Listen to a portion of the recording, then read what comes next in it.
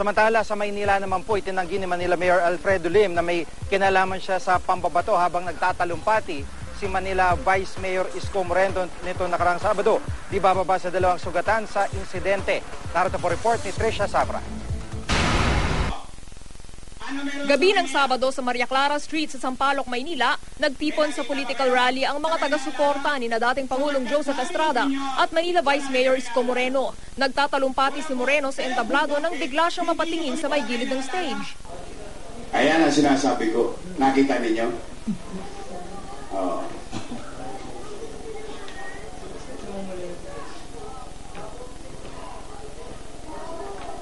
Ngayon, kabisado niyo na yung kalaban namin. Kahit may nambato, hindi tumigil sa pagtatalumpati si Moreno.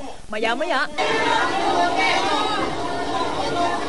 tumambad sa mga nanonood ang isang lalaking malapit sa stage, nagdurugo ang ulo. Si Moreno, tinanong sa mga tao kung gusto pa nilang ituloy ang campaign rally.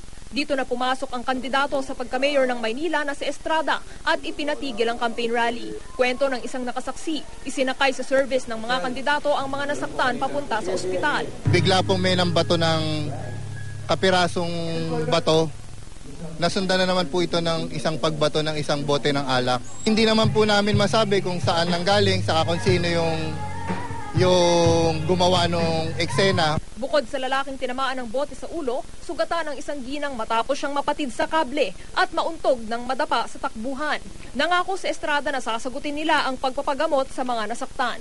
A political rally that is very peaceful. Pero bakit nila ginaganito mga tao?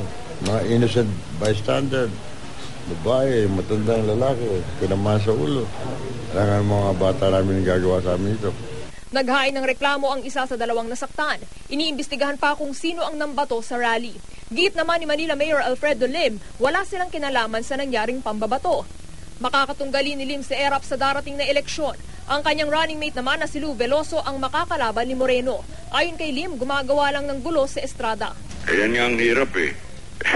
Lahat ng bagay na makasasama o makasisira sa akin, laging akong pinagbibintangan. Hindi ko alam kung saan sila nagmi-meeting kung saan sila pumupunta Wala akong pakialam sa kanilang kampanya bakit kung mangyayari yung ganyan ako na naman ang ituturo. Trisha Zafra, GMA News.